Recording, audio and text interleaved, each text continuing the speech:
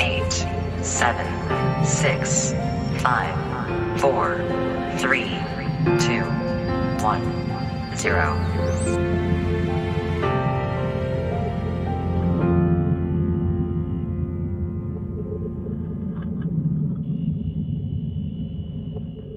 Hello, everyone. It's that time for the J Moore Tech Talk Show, where we answer questions about technology, explain the way they should work, and why they don't sometimes. And now here's your host, John C. Morley.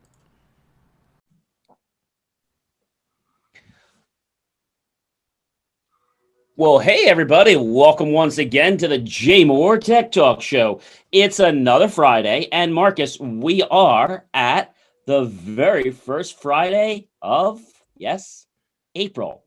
The day after April Fools.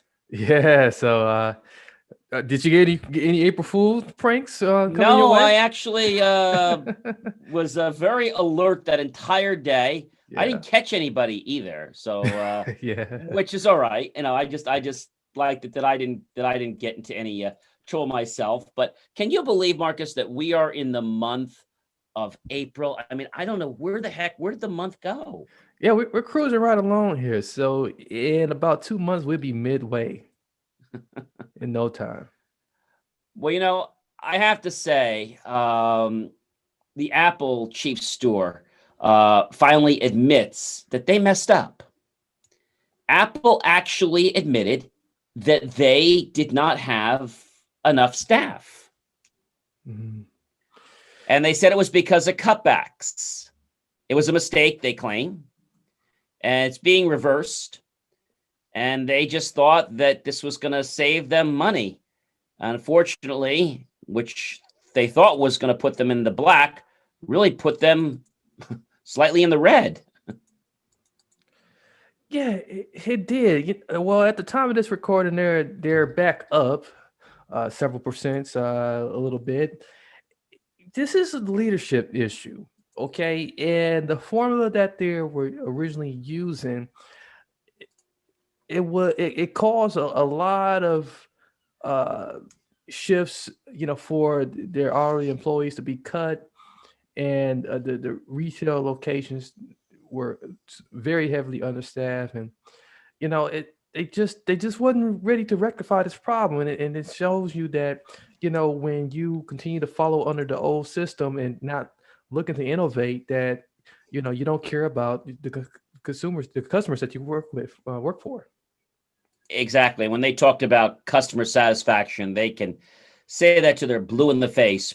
But I always say it really comes down to your actions, not what you say, but what you do. You're right, John. You nailed that right there on the point, on the head there. So that is so Well, correct. speaking about nailing things on the head, we wouldn't want to throw eggs to someone's head or nail those on the head. But our next guest actually talks about the eggshell effect. Now, this is going to be a really interesting guest because he actually, from what I understand, because I actually read the book from cover to cover, he went through a lot of these challenges. And I'm going to get a chance to talk with him about this book because this book was absolutely amazing. Joel Holc is a learning disability energy coach, and his passion for life and the way he put to market his book called The Eggshell Effect, which released not too long ago. It's a great book. And this is a person that is trying to help people understand the challenges they have and what they can do to, move on and have a better life. And just the way he does it. When you think of eggshell effect, what exactly is that? Well, we're going to learn in just a moment. Please help me welcome tonight to the J Moore Tech Talk Show, Mr. Joel Holc.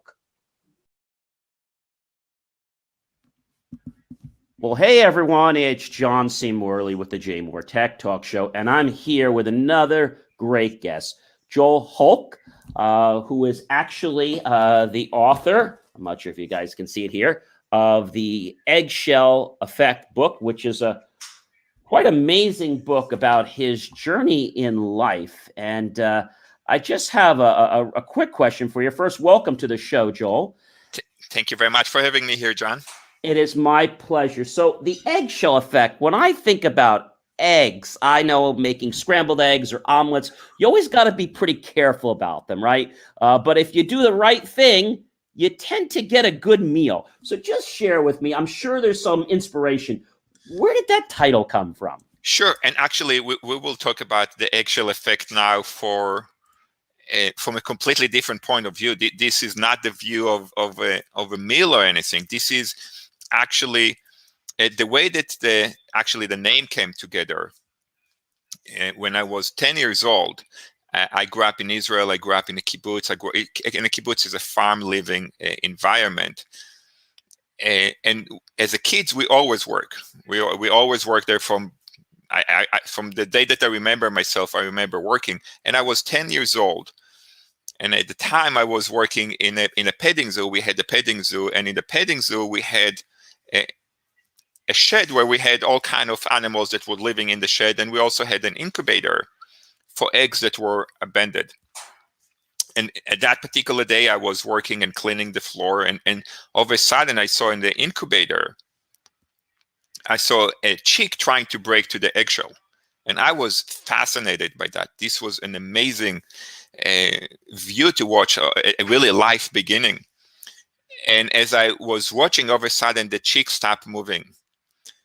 And I immediately reached up with my arm to help the chick to break the eggshell. And luckily, the gentleman that was supervising the kids to make sure that we don't hurt ourselves and hurt the animals happened to stand next to me. And as I reached with my arm to help the chick to break the eggshell, he immediately grabbed my arm and said, "Don't do that."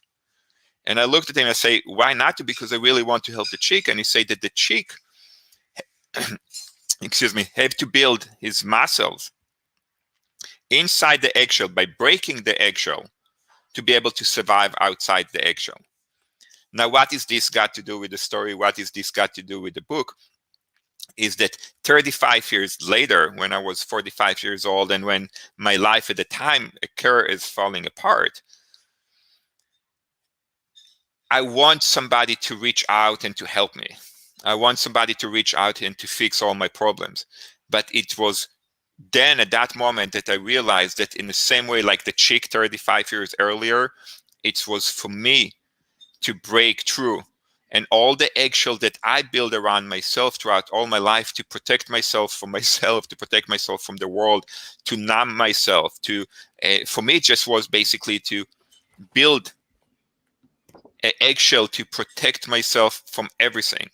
Now, what happened when I was 45 years old, as my life fell apart, this eggshell became a liability, became too small. And at that point, I had two choices. I was the only one that was able to break this eggshell to myself. So this is really where the name of the book came from. And it's really just how my life has been evolved. And it just, for me, makes so much sense. That us as people, we're just building walls, we're building eggshell around ourselves to protect ourselves from everything. You always hear the phrase, a lot of people say this, I don't want to be around that person. It's like I'm walking on eggshells. But I guess a lot of times, it's not the person that's walking around them. It's the person that really needs to do the work that you're afraid of. That's the person that really needs to adjust themselves. And when we're thinking about, cooking in the kitchen, but I just love that point in your book where, you just come from your heart with a genuineness to want to help that baby chick. And then, that person just kind of takes your hand. I think a lot of times in life, we get opportunities and other people come in to try to help us, which I think is great. But a lot of times, like you're saying, Joel, we have to learn these things on our own. You mentioned, building the muscles of the chick. But I think a lot of times it's also building the muscles of our brain, whether it's in finances or it's in relationships, which we'll learn later. It's really about developing ourselves. And the other question I have for you, with coming to writing this book, you had challenges in your life, and obviously that's what made you, I guess, want to write the book. But what I want to ask you is you talk about something really remarkable in your book, and I'm not going to share the whole book because we want people to read it. You talk about a gift from your father. Can you share a little bit about that and maybe how that relates to some of our lives? Sure. So what happened when I was 45 years old and as my life fell apart, and just to give a context to the conversation, is my mom passed away, and a week later I came back home. I was in Israel as she passed away, and I had the privilege to be with her for the last week of her life, and I stayed there for a week after. And I came home, and the following day at the time, my wife say I'm leaving. So within a week time, I lost my mother, and I lost my wife. And I asked myself that probably the most important question is, how did I get here? And for me to understand this question, I had to go back in time and really going to understand what happened, how my life turned up to be the way that it is, how I end up living in Pittsburgh, how did I end up being a single parent, how did I end up having a business that I really did not enjoy owning it. I actually end up having an autoimmune disease. Like, what happened? How did life work out that this is how my life ended up to be? And I had to go back in time. And there was one point that I actually was struggling to sleep, struggling to eat, as I lost my mom and as I lost my wife. And I went to an acupuncture, and in the acupuncture, actually, he helped me to relax my mind and just to be able to just slow down for a second. And in that moment, a clear vision of my father showed up. And I remember the first thing that I told my dad is that I'm sorry that I abandoned you. And my dad at that point passed, it was 5 years when he passed away since that point. And this is the first time that I had any interaction with him since he passed.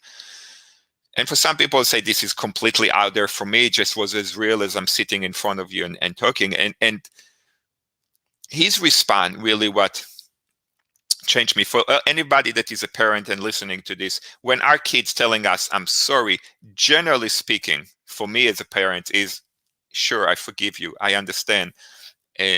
But my dad actually taught me the best lesson that I could learn is that he did not say I forgive you or I understand or never mind or you don't have anything to apologize.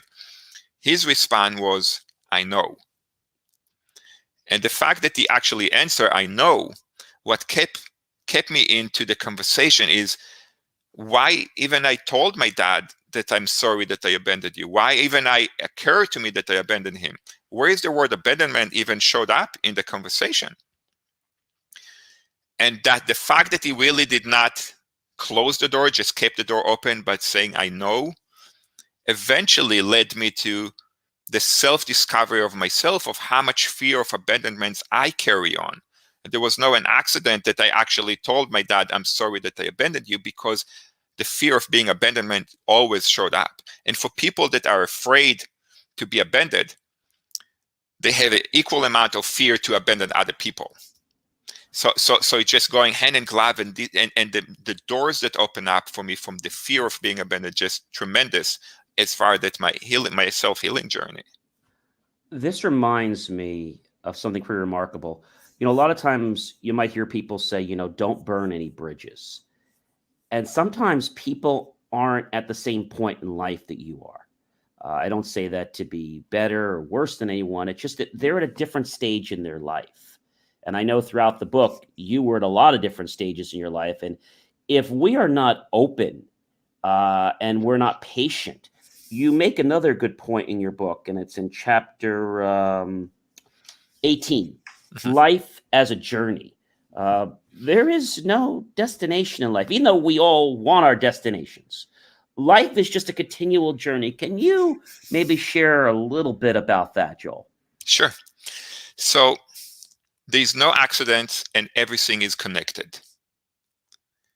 Now, the challenge is that when we're living life from fear, and the subtitle of the book is My Journey from Fear, when we're living life from fear, we're living life as need to be calculated, that need to figure out what the next move, that need to figure out what is the next business move, what is the next relationship move, how to parenting, how to grow the business, how to make more money, how me, how can I get more? But when we're focusing on life from that point of view, there's always winning and losing, because if your goal is to get to 50 and you only got to 40, you did not accomplish your goal. But if there is no accidents and everything is connected, then there's really nothing bad happen, because it's all part of the journey, part of the education that we're learning about ourselves.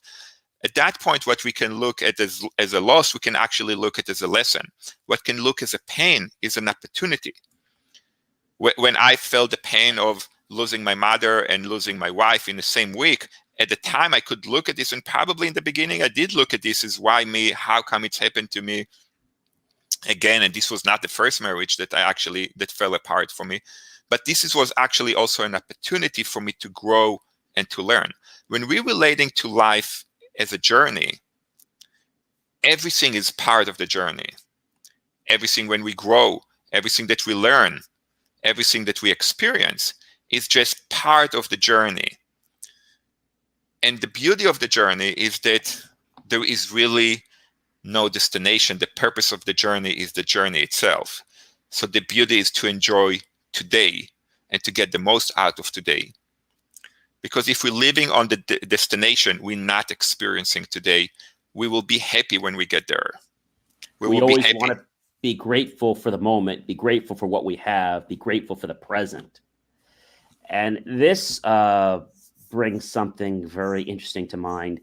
When I got out of college, before I became an entrepreneur and then a serial entrepreneur, I got my first job while starting one of my companies just a year before I got out of college, but I was only running it part-time. And I got a job with a government agency. I thought it was going to be the greatest thing in the world. And I was with them for a few years, and they weren't treating me the greatest, but I didn't care. I just liked the experience. There were some people that were nice.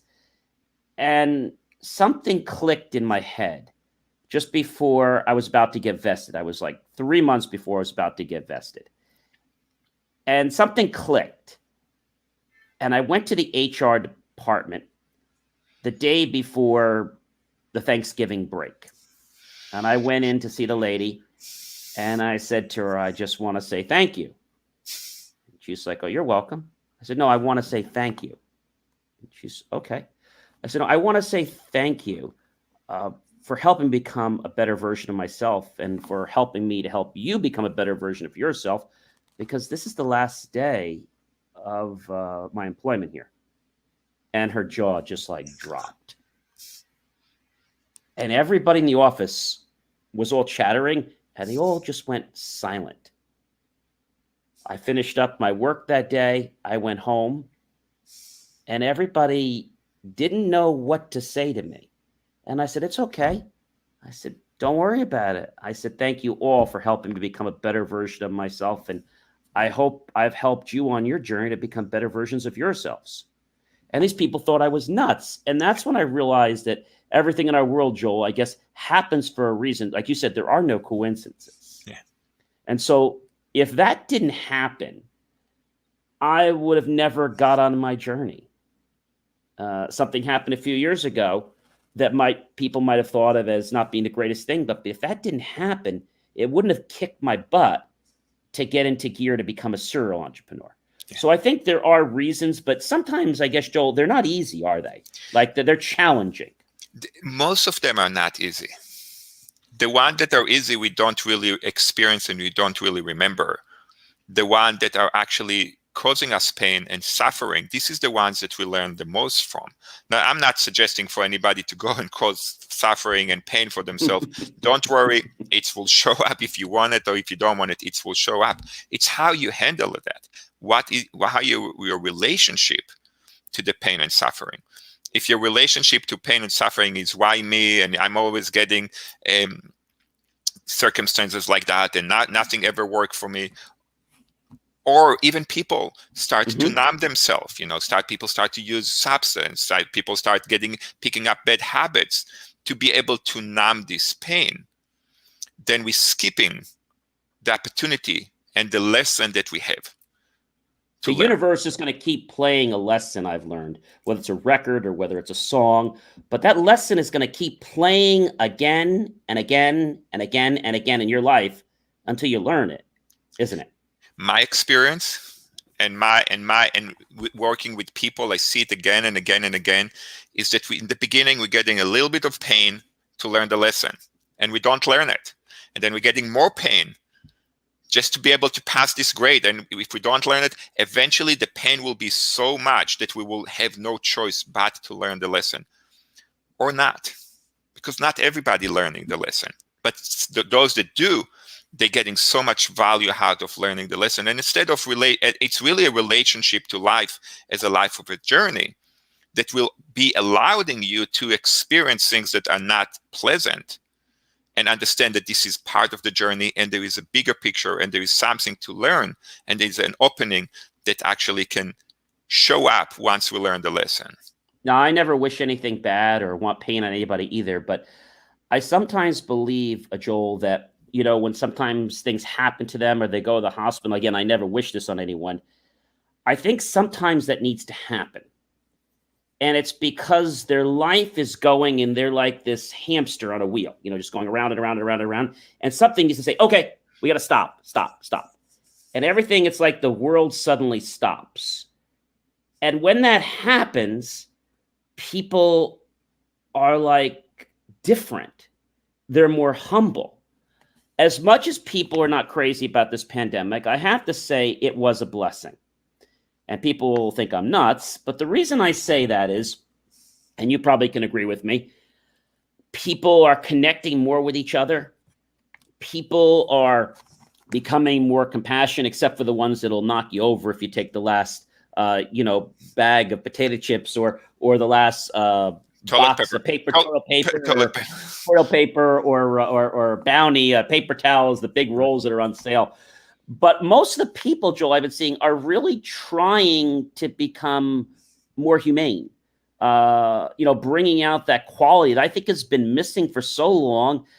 And, there's always going to be people that are not, but I feel that this is something that when you talk about, I don't want to say a near-death life experience or something that is really quite traumatic that stops someone's life, doesn't kill them, it doesn't put them in a coma, but it really causes them to pause.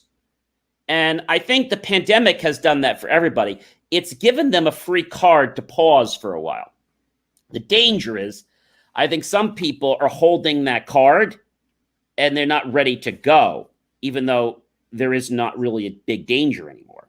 Yeah, I agree. And this epidemic definitely changed the way that a lot of people see the world. Now we have to remember, first of all, that obviously that our hearts go into all the families that lost loved ones and the people that got sick, and people still battling with that. So we cannot, we have a responsibility as human beings to really get connected to that as an individual. Because I know multiple people that passed away in the last year from the COVID and people that got sick. So obviously our heart is with these families. But as a whole, as a society, we basically hit a reset button. It's people. People say, "Hey, I can't wait for things to go back the way that they used to be." I really hope that we will grow from here to become something new. I hope we will not go to be back the way that we used to be. If you think about it, today people sharing more time with their families, care about their parents, care about their kids. Parents becoming teachers for the kids instead of sending the kids to school. They involve in the kids' life. Now, does it bring challenges and it bring new opportunities? Absolutely. It's not easy, but what being developed, it's not all bad. Even you and I, John, we met through multiple Zoom meetings that going all over the world, that people are getting connected. We are in a social distancing society, but we actually, we socially became much closer. Today, I work for the last year, I actually expand my coaching business all over the world. That prior to COVID, it was only people that live in Pittsburgh, because I thought that the only way for me to work with people is to meet with them one-on-one. Today, I can meet with them one-on-one all over the world. So there's opportunities like anything else. There's an opportunity. There's some people that suffer and businesses that suffer that we cannot be called for that. We feel that, but there's also great opportunity that to create something new here, to create a world that will be a better world that we left. If we're going back to 2019 like nothing happened, there's no purpose for what happened. I think that my belief and my hope and my goal and as a society that we will grow to become something better than what we left. I hope for that too. I'm also a responder and a volunteer, and so I know my heart goes out to a lot of the people that lost their lives as well. And I feel it's very important. I take it as not something that I'm told to do, but something I want to do to protect others and myself. I get tested every 2 weeks. Now, some people think I'm nuts. I still practice all the protocols, but I just feel that, you need to really be cognizant of what's going on. I love one thing you do in your book, Joel, and after every chapter, and I haven't seen this from an author in a very long time, you actually, at the end of each chapter, basically have, if you will, a passage and what you call an invitation to reflect, which is maybe 1, 2, or 3 paragraphs, and it gives you a chance to stop and just listen. And then also after that, which I think is really nice, you have invitation to reflect notes. So after you've pondered for a few moments, you can actually jot down some of those things. Now, you talk about something else very interesting in your book. You are not very much into spiritualism. I'm a Roman Catholic. I've always believed in Jesus and in my religion, and I volunteer.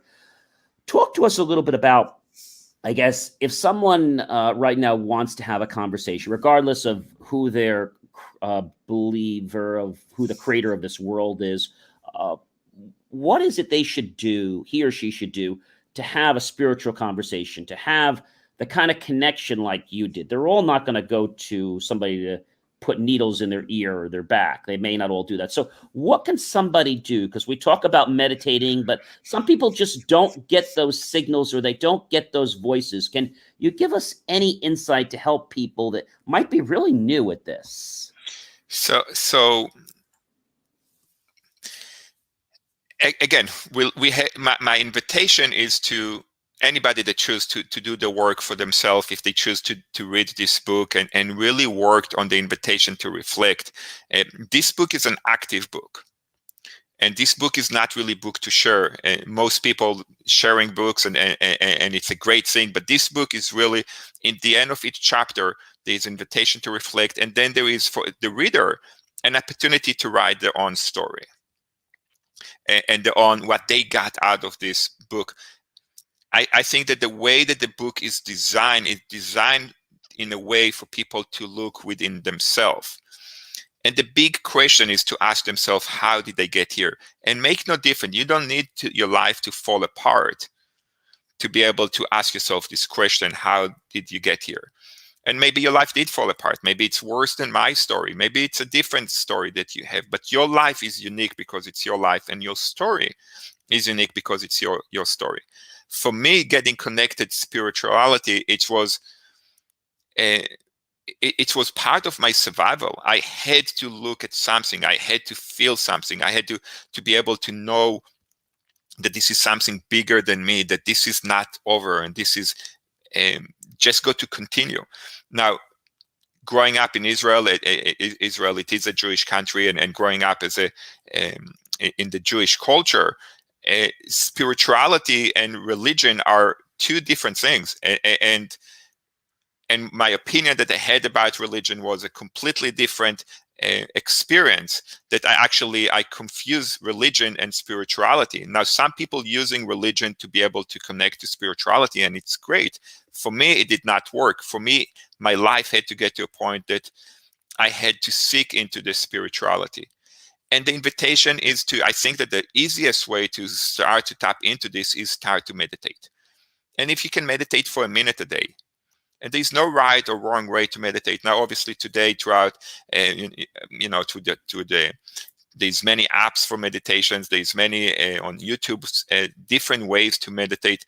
But if the meditation is only for a minute or 2 minutes or 3 minutes, whatever it's work, and surrounding yourself with people that have what you want and willing to share it with you.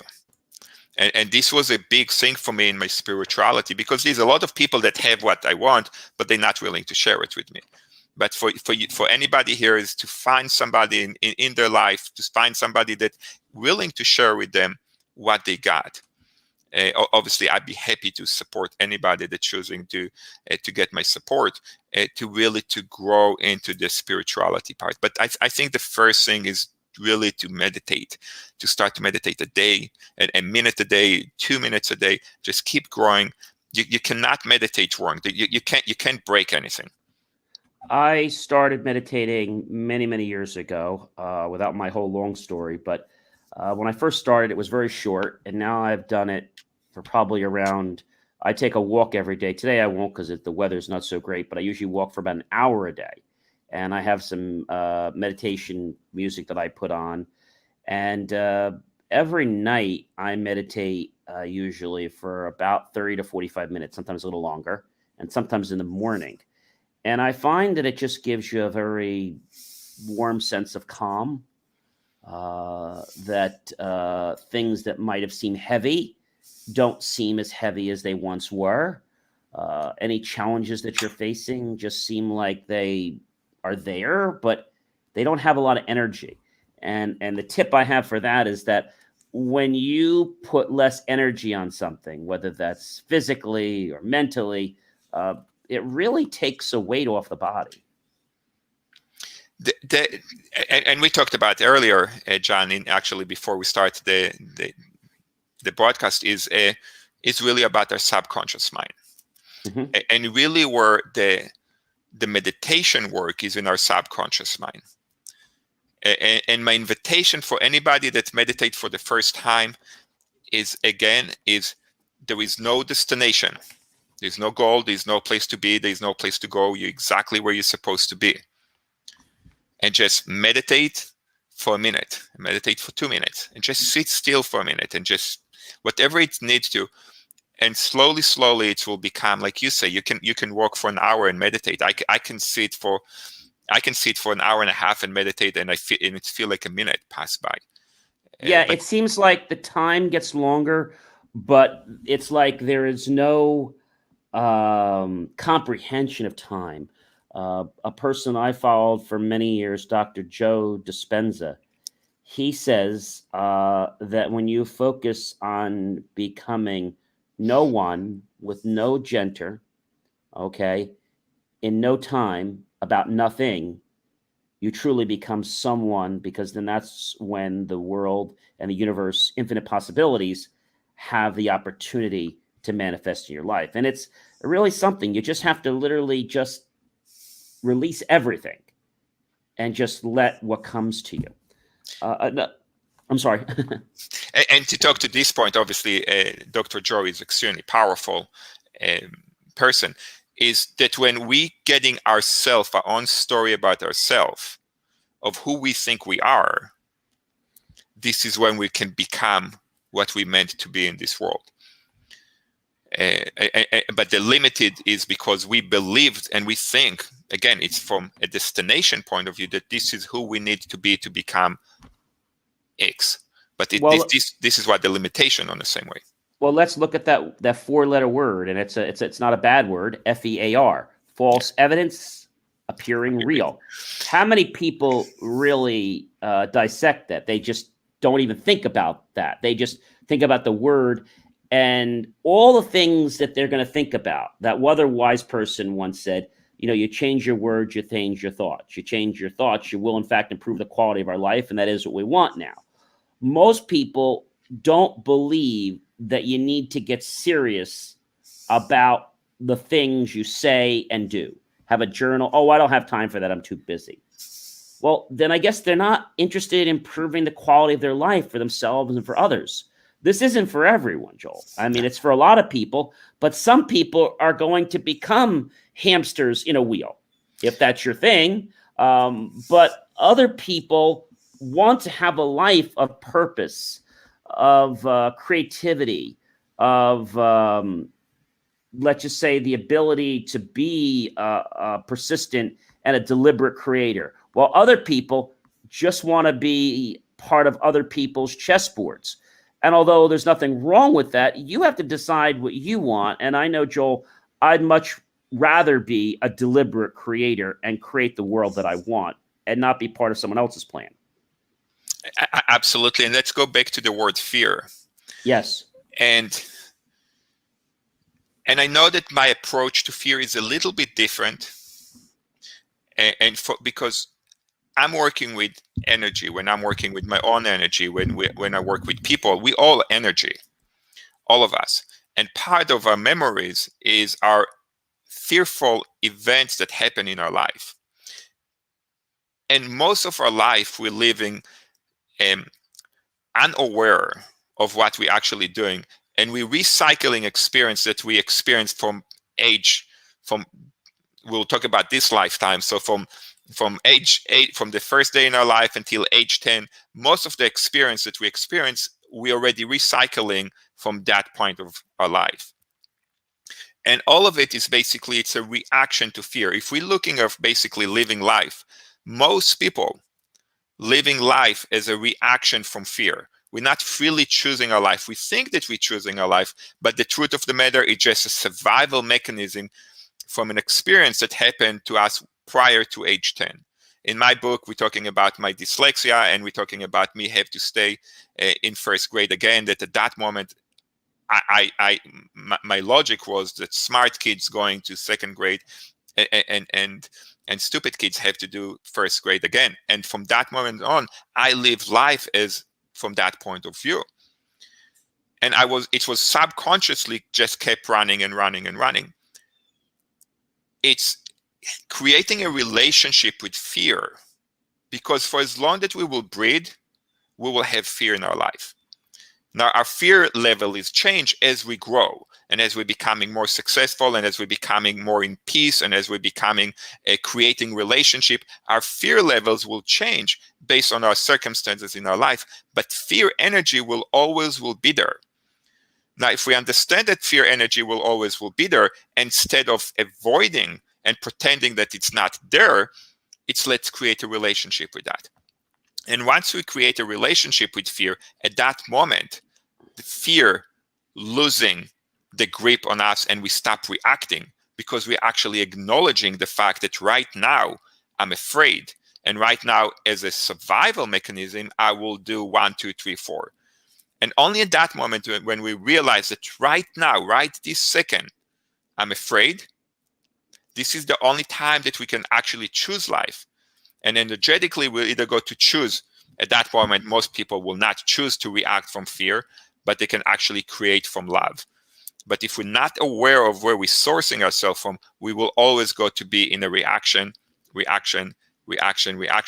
In the end of the day, in the end of the month, in the end of the year, in the end of our life, we say, hey, what we create, but we really create nothing, because we've always been a reaction from an event that happened to our life prior to age 10. Look what happened with Albert Einstein. Okay, there were all these stereotypes. And most people don't know this. Albert Einstein, very smart gentleman. He actually had a learning disability. But people didn't start bringing it out till recently. And now what we're learning is, just because someone may take information in differently doesn't make them a bad person, doesn't make them dumb. It just means that they take information differently, and they have to learn it differently. And this brings me to a very interesting point, Joel, and that's, in our life, things are going to happen to you and I. That's going to happen, and to strangers we know, and to friends and loved ones.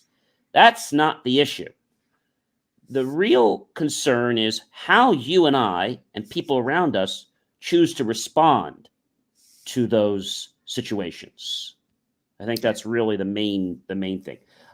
We have time for just one more question. This has been really remarkable, learning about your book and your journey. You guys definitely want to pick up this book, which is called The Eggshell Effect. Again, we're not going to tell you everything in the book. That's why you have to go read it.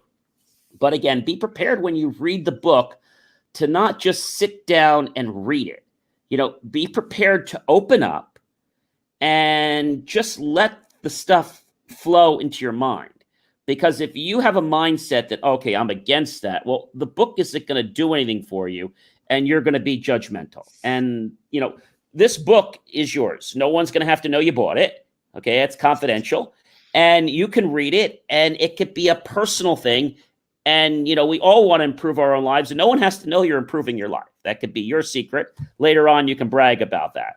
But I have to ask you, Joel, with all this these things you're working on, and with this great book that you put together, what are Joel's next plans? Is there another book in you, or what else is down the pike? So it's been an amazing journey to write this book. It took me over 5 years to actually write it. Wow. So it was ready to be published when it was ready to be published, not a second before that.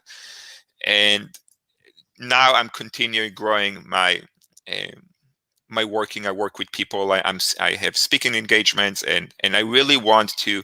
My commitment is to impact as many people that I can by touching their life, by reading this particular book or my next book. And the next book is probably, this is where it's still in the work. It's not there yet. I mean, the first book took me 5 years. I don't know if the second book will take me as long, but it's really, it's the Eggshell Effect, and it's the journey from money. I see a lot, because today I run multiple businesses, and I'm working with a lot of entrepreneurs, and I can see the fear energy that coming to people when they are talking about money, and the self-awareness that they have about money, and the self feeling that they feel when they are successful or when they're not successful. Where is it coming from? Not everybody wants to make money. There's a lot of people that just happy to make a living. But for those that are looking to become more wealthy financially, where is it coming from? And if we can actually get it complete to understand where is it coming from, once they understand that, their possibilities to create wealth is much higher, because they're operating from a completely different source. And they can get, for those people, they can read the Eggshell Effect, My Journey from Fear now, and they will get that. If this is what they focus on, they will get the value for that, so they don't have to wait for the next book to come out. But this is basically just to keep growing and making a difference, making an impact. I don't want to say different, making an impact as many people that they can all over the world. Well, Joel, this has been really remarkable. Like I said, the journey really starts with you, and you have to make the decision to take that first step. As one wise man once said, success starts by us all first taking our first step. And if we can get started on the journey, the second and the third step is not so hard. But taking that first step, well, that might take a little bit of courage, muster a little bit of faith. But once you take that first step, each step after is going to get progressively easier. Well, Joel, this has been really... Let me just tap into what you say for a second. Consider that the journey starts way before we are aware that the journey starts. The journey does not start when we are aware that the journey starts. The journey starts, it's like gravity. The law of gravity is effective 100% of the time. We don't need to understand that the law of gravity is there. It's there all the time. Right. And same thing with our journey. Our journey begins from the moment that we're born. This is part of our journey. And for some of us, including myself, I had to live for 45 years, not aware that life is a journey. But this was part of my journey, not being aware. And for some people, they have the opportunity to basically become aware, and then there's different openings available. So the journey starts from the moment that we're taking our first breath on this earth. So once you take your first breath, that's when you have to realize that consciousness has started.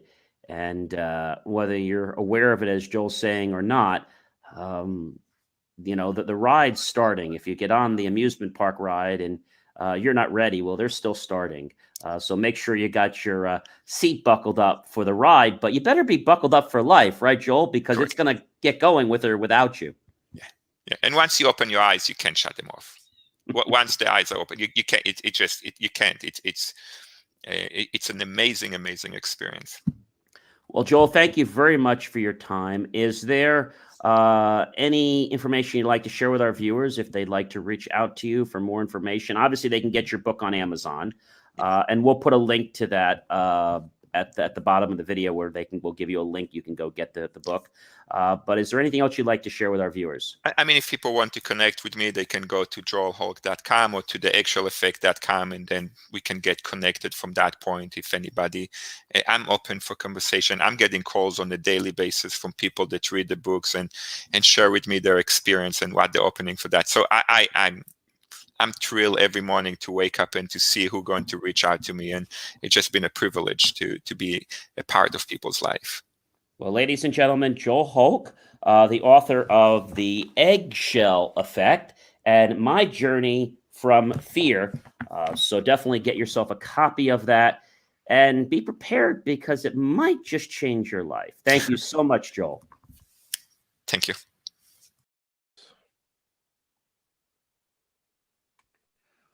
What did you think of Joel's interview with me? You know, he has a very compelling book, and the mere fact that he has figured out a way to break through the eggshells, with the weapon of love, that's impressive. I love it. He just has this amazing gift. And when I first sat down to, read the book as we took away from this wonderful interview, you thought he was going to be talking about, maybe baking or, being very careful. But really, for our viewers and listeners, the eggshell effect, as we learned from the interview, was about him actually disturbing possibly the eggs of a potential newborn. And when someone right there by him kind of knocks his hand out of the way and says, "What are you doing?" You need to realize that if you help them, when they get out, they won't have the ability to survive. I think that happens to us in life.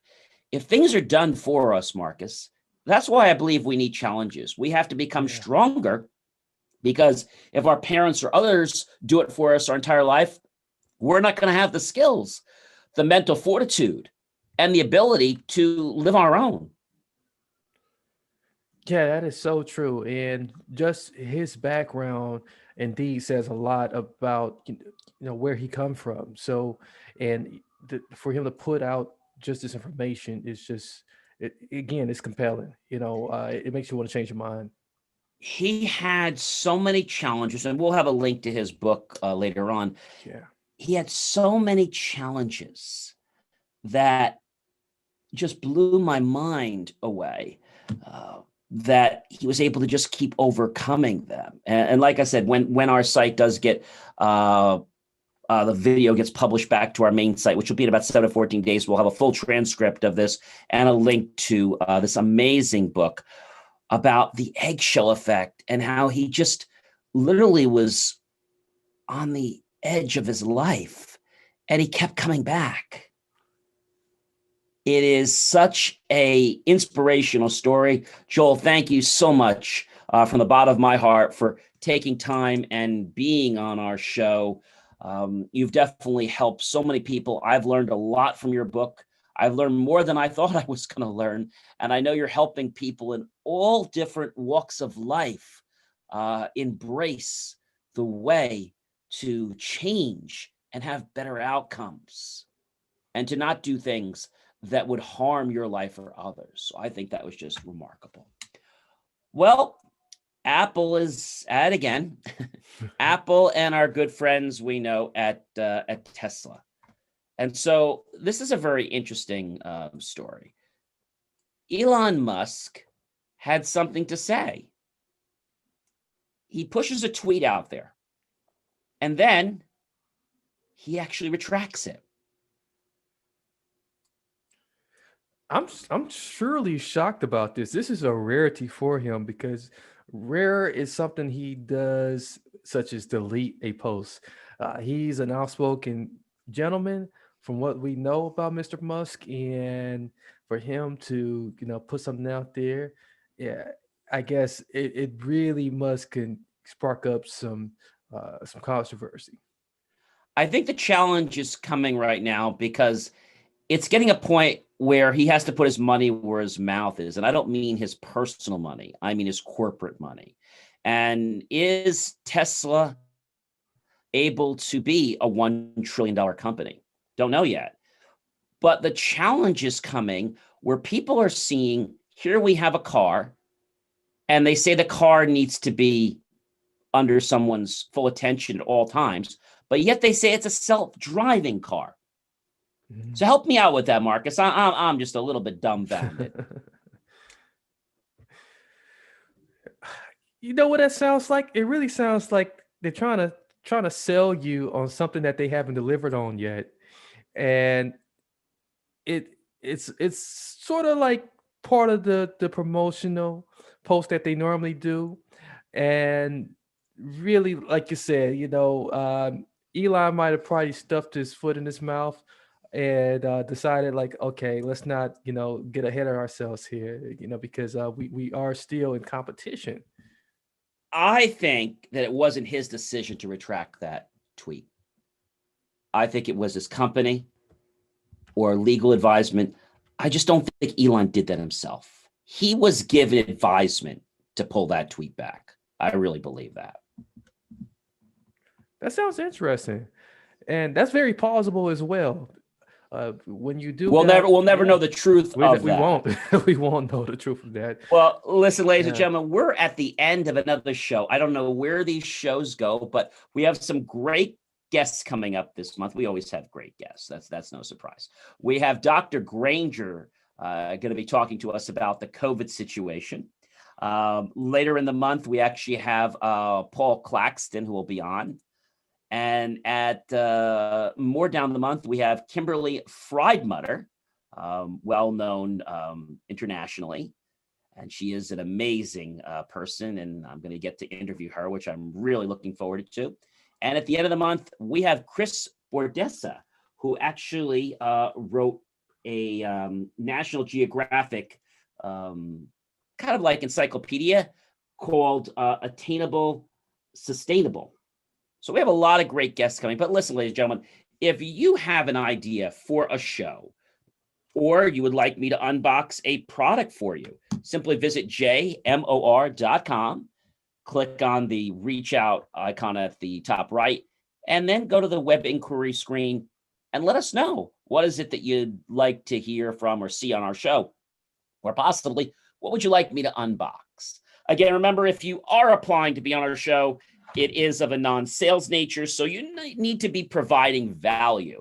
If you're thinking that you're just going to sneak on here and try to sell a product, well, that's what our advertising is for, but that's not for being on the show. We want people that are going to inspire others, that are going to get people to change their life and see things an entirely different way. Well, ladies and gentlemen, I hope that you enjoy your holidays. If you are celebrating Easter like myself, if you had Passover, I hope that you had a happy Passover. Have a wonderful time with your family this weekend and friends, and get together. Of course, be social distant at those events. Stay in your family bubble. This way next year we can actually be in a larger bubble. So that's something to think about. But just be smart. Practice social distancing. Think with the head up here.